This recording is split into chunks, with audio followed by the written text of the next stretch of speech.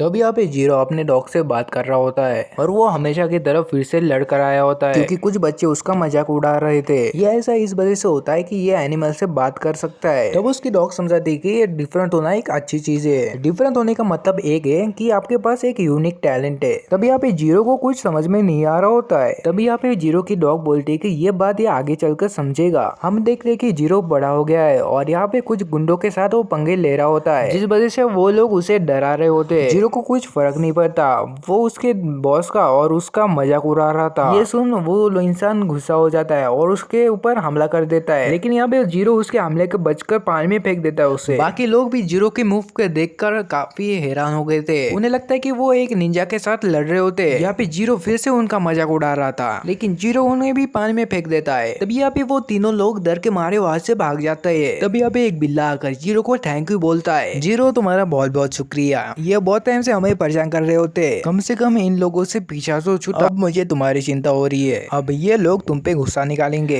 क्या तुम अब ठीक रहोगे? मेरी चिंता मत करो, मुझे तो इससे पहले से ही आदत है। तब यहाँ पे मौजूदा क्रो भी उस बात पे एग्री करता है। जीरो को लोगों के साथ पंगा लेने की आदत है, जिस वजह से उस क्रो को मुंह बंद करने के लिए कहता है और वहाँ से चले जाता है और उन दोनों को अपना ख्याल रखने के लिए कहता है। जीरो घर पहुंच के जीरो के ग्रैंडफादर उसे डांट रहे होते हैं। जीरो तुमने फिर से लड़ाई की है, मैंने कितने बार समझाया था, मैंने तुम्हें शिनोबी की लड़ाई के लिए नहीं सिखाई है। अपनी बकवास बंद करो बूढ़े आदमी, शिनोबी बनकर क्या मिलेगा? देखो ये तलवार हमारी आजुमा फैमिली की धरोहर है, मुझे पूरा यकीन है कि ये एक फेक तलवार है। तुम्हें ये फेक लग रही है? चलो देखते हैं कि ये तुम्हें काट सकती है क्या नहीं। तभी यहाँ पे जीरो के ग्रैंडफादर पूरे घर को तहस महस कर देते हैं। उनके गुस्से को शांत होने के बाद जीरो पूरे घर को ठीक कर रहा होता है। उसके ग्रैंडफादर उससे बोलते हैं कि मैं एसोसिएशन के मीटिंग के लिए जा रहा हूँ और मुझे आने के लिए लेट होगा। तभी यहाँ पे उसके ग्रैंडफादर के जाने के बाद वहाँ पे एक क्रो आ जाता है, जिसकी अभी अभी जीरो ने मदद की होती है। वो क्रो उसे बताता है कि जंगल में एक कैट मुश्किल में है, जिस वजह से जीरो उसके पीछे जाने लगता है। जंगल में जाके देखता है तो सच में एक बिल्ला घायल होता है। तभी अभी जीरो को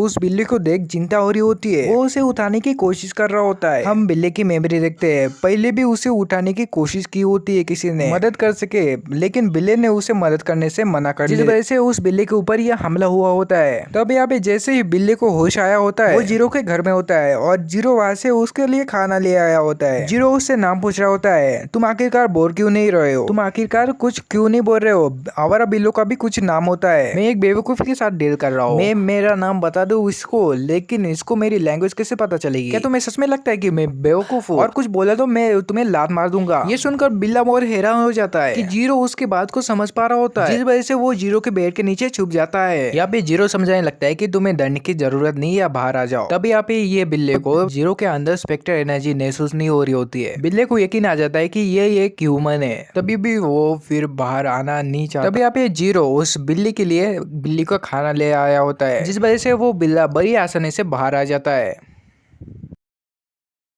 ये तो काफी बड़ी बात है, एक कैट खुद को मत समझ रही है, मैं एक कैट नहीं हूँ, तुम आखिरकार हो कौन? मेरा नाम है राघो, मेरा नाम है राघो और मैं एक इमोर्टल बीम हूँ और जिसे कहा जाता है मोनोनोकी। लोग अलग अलग नाम से बुलाते हैं, बट लोगों को नहीं पता कि हम एग्जिस्ट करते हैं। हम बहुत टाइम तक एनिमल फॉर्म या ह्यूमन फॉर्म में रहते हैं, जिस वजह से लोग हमें नहीं पहचान पाते और कुछ तो माउंटेन में भी रहते हैं। ऐसी बात है, तुम्हारे जैसा मोनोनोकी ये ऐसी हालत में कैसे चला गया? मैं इसे ये बात बता के टेस्ट कर रहा था, इसे तो सच में आइडिया नहीं कि हम लोग कौन है। मैं इस हालत में ऐसा पहुंच गया था कि दूसरे मोनोनोकी ने मुझ पर हमला किया था। क्या तुम्हारे बीच में किसी तरह की लड़ाई होती? मैं तो काफी टाइम से सो रहा था, मुझे ये याद नहीं है। जब मैं उठा तो कुछ मोनोनोकी ने मुझ पर हमला किया था। वो लोग मेरी मदद चाहते थे, बट मैंने उसे समझाया और मैं बोला कि मुझे मदद नहीं करनी, तो मुझ पे हमला कर दिया। आखिरकार तुमने हमला क्यों किया? तुम्हारे जैसे वो मोनोनोकी तो थे, वो इस वजह से कि मुझे उन जैसे लोग पसंद नहीं है। वो ऐसे पैरासाइट है जो कि दूसरों को स्ट्रेंथ के आगे उनकी वीकनेस को छुपाते हैं। आखिरकार मैं ये क्यों समझा रहा हूँ तुझे? एक ह्यूमन मेरी बात को कैसे मानेगा? सबसे पहले तो मुझे ये बात समझ में नहीं आ रही है और मुझे तुम पर भरोसा है। तुम क्यों की भूल रहे हो? मैं एक ऐसा इंसान हूँ जो कि एनिमल से बात कर सकता है। आखिरकार मैं कुछ मोनोनोकी को जानकर आखिरकार क्यों खुश होगा? तुम तो सच में एक अजीब गरीब इंसान हो। तो जंगल में इचिका जिस जगह पे होती है जहाँ पर जीरो को राघव मिला होता है, वो अपने चीफ शिबा को बता देती कि राघव के ब्लड के बारे में। वहाँ पे उसकी स्पेक्टर एनर्जी नेसेसरी होती है। तब उसका चीफ शिबा सर्च पार्टी में जाने के लिए बोलता है। तब हम देखते कि इचिका वहाँ से जाने लगती है। तब वहाँ पे एक और पर्सन राघव को ढूंढते हुए वहाँ पर आ जाता है। तब यहाँ पे जीरो राघव को नहला रहा होता है। तभी उसके जख्म बहुत जल्दी भर रहे होते हैं। तब उसे ये यकीन आ जाता है कि ये कुछ ऑर्डिनरी कैट नहीं है। तब वो बिल्ला बोलने लगता है कि मैंने जो बातें की उस पर यकीन नहीं है तुम्हें। जीरो कहता है कि मुझे सिर्फ आधी बात पे विश्वास है तुम्हारे। उसे लग रहा होता है कि एक पागल बिल्ली भाग के आई है और मरने वाली है। तब यहाँ पे राघव को गुस्सा आ रहा होता है। जीरो को उसकी डॉग याद आती है। उसका नाम था नाची और राघव पूछने लगता है कि उस डॉग के बारे में। नाची बहुत ज्यादा केयरिंग डॉग थी। मैं जब बुली होकर आता था स्कूल से तब वो मुझे बात करवाने के लिए बोलती थी। वो बोलती थी कि तुम मेरे बालों को धोएगे तो दिन की थकान तुम्हारी मिट जाएगी। और वो ये भी कहती थी कि मुझे पाकर वो बहुत ज्यादा लकी है क्योंकि मेरे पास दूसरों को मदद करने का एक गिफ्ट है। उसके अकॉर्डिंग मुझे उस गिफ्ट को सबके साथ शेयर करना चाहिए। ये एक यूनिक गिफ्ट है। तभी राघव कुछ कहने लगता है। तभी जीरो उसके आंख पे पानी डाल के नहला रहा होता है, जिस वजह से राघव कुछ कह नहीं पाता। तो रात को सोते हुए जीरो को देखकर राघव उसे थैंक यू बोल रहा होता है। जान बचाने का थैंक यू कहकर वहां से चले जाता है। उसे महसूस हो रहा था कि उसके जख्म भर गए लेकिन उसके असली पावर नहीं आई है। तब अचानक राघव के पीछे जीरो आ जाता है। राघव डर जाता है और जीरो पूछने लगता है कि तुम जख्मी हालत में कहाँ जा रहे हो? तुम्हारा इसके साथ लेना देना नहीं है। कैसे क्या? मेरा कुछ लेना देना नहीं है। तुम्हें याद है ना मैंने तुम्हारी जान बचाई है। मैंने तो नहीं कहा था तुम्हें। तुमने इसलिए मेरी मदद की कि तुम्हें मदद करना चाहते थे। तुम इस तरह एक्ट करना छोड़ दो कि मैंने तुम्हें बचाया है। वैसे भी आखिरकार मैं वहाँ पे मर जाता तो अच्छी बात होती। आखिरकार तुम ऐसा क्यों बोल रहे हो? मैंने पहले भी कहा है तुमसे ये लेना देना नहीं है। क्या तुम अपनी ये बकवास बंद करोगे? मुझे नहीं पता कि आखिरकार तुम्हारी स्टोरी क्या है और दोबारा ऐसे मरने के बाद मत करना।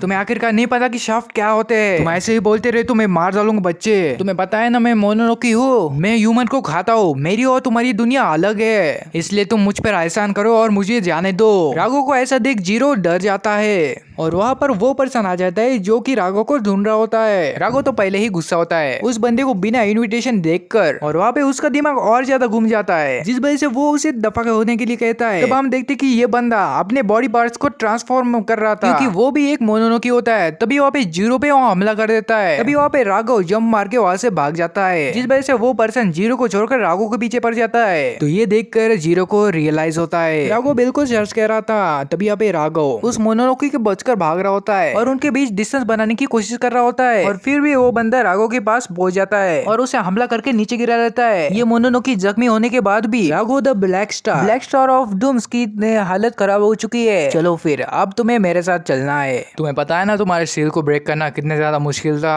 और वैसे भी इतना मेहनत करके मैं नहीं चाहता था कि मेरे साथी को मैं मार दूं। राघव बोलता है कि तुम मजाक कर रहे हो, मैं और तुम साथी नहीं है क्योंकि तुम लोगों को मेरी सिर्फ पावर चाहिए और इतनी ही बुरी तरह तुम्हें मेरी पावर चाहिए तो आओ मुझसे लड़ो और ले लो मेरी पावर। ये पावर तभी हासिल कर पाओगे जब तुम मरने को तैयार हो। तभी वहाँ पे वो पर्सन रेडी हो जाता है और दोनों हमला कर देते हैं। तभी यहाँ पे जीरो उनके बीच तलवार लेके आ जाता है, उस पर्सन के हाथ पे हमला करके जख्मी कर देता है। तभी यहाँ पे राघव उसको आने के लिए बेवकूफ कहता है, बेवकूफ मैं नहीं तुम हो क्योंकि मैंने तुम्हारी जान बचाई है और ऐसे ही तुम मर जाओगे तो इसका फायदा क्या होगा? तुम काफी बड़े बेवकूफ हो, तुम्हें एहसास नहीं है कि ये कितनी बड़ी लड़ाई है। मुझे तुम गुस्सा दिला रहे हो और एक बात जान लो किसी को भी बचाए तो वो एक बेवकूफी नहीं है और वैसे भी मैं किसी की मदद करना चाहता हूँ तो मैं करके रहता हूँ, ये मेरे पूरे दिल के साथ करता हूँ। वैसे भी मैं यहाँ पे नहीं आया होता, तुम्हें मारकर ये पर्सन मेरे पीछे लग जाता। अभी हम देखते हैं कि ये मोनोनोकी ट्रांसफॉर्म हुआ होता है और वो जीरो को इंटेलिजेंट कहने लगता है और जो भी जीरो ने कहा होता है वो पूरा सच होता है। उस मोनोनोकी को जीरो को देखकर उसको एहसास हो जाता है कि ये एक शिनोबी है। तभी वहाँ पे मोनोनोकी वो जीरो पे हमला कर देता है। तभी यहाँ पे जीरो उसके हमले से बचकर फिर से ऊपर हमला कर देता है। तभी इस बार ये मोनोनोकी उस हमले से बच जाता है, अपनी उंगली को जीरो के छाती के आर पार कर देता है। तभी भी जीरो अभी भी हार नहीं मानता। तभी भी जीरो उसके ऊपर हमला करने की कोशिश करता है। तभी भी वो मोनोनोकी उस हमले से बच जाता है। तभी राघव उसके पास आता है। तभी यहाँ पे वो मोनोनोकी राघव को खाने के लिए कहता है